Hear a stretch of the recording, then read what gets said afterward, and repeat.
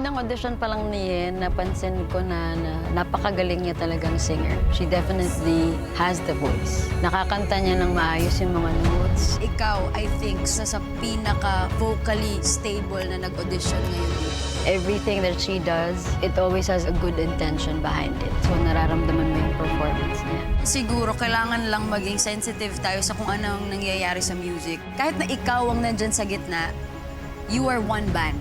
Kasi nung time na yun, nasa sariling mundo niya lang siya.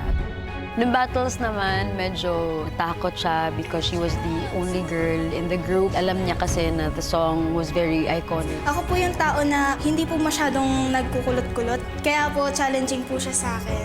When she chose to just be herself in the performance, that's the reason why I chose her. Siya yung may pinakita sa akin ngayon na nag-step out talaga siya sa comfort zone niya. Pipiliin kong teen artist ay si Yen. Yen! Congratulations!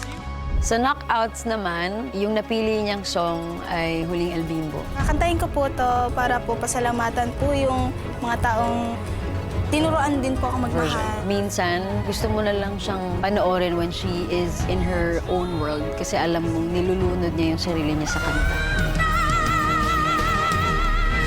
Nakita ko yung panginginig ng lalamunan mo, ng daliri mo. I felt you.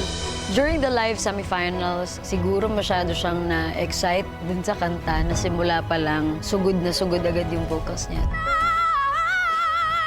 Parang simula pa lang, nandun na agad siya sa taas. So, I had to remind her na hindi mo kailangan bumirit ng bumirit para maging effective ang performance mo. Mas nararamdaman ng tao yung birit pag may pinanggagaling ang mga mababang parts. Yen, more than the power ng boses na pinakita mo, you dug so much deeper in your heart than you've ever done before in this competition. Congratulations! Yen! Karapat-dapat si Yen na maging grand champion ng The Voice Teens because simula pa lang, she has already proven that she has the voice. She continued to push herself when she performs. She just gives it her all every single time.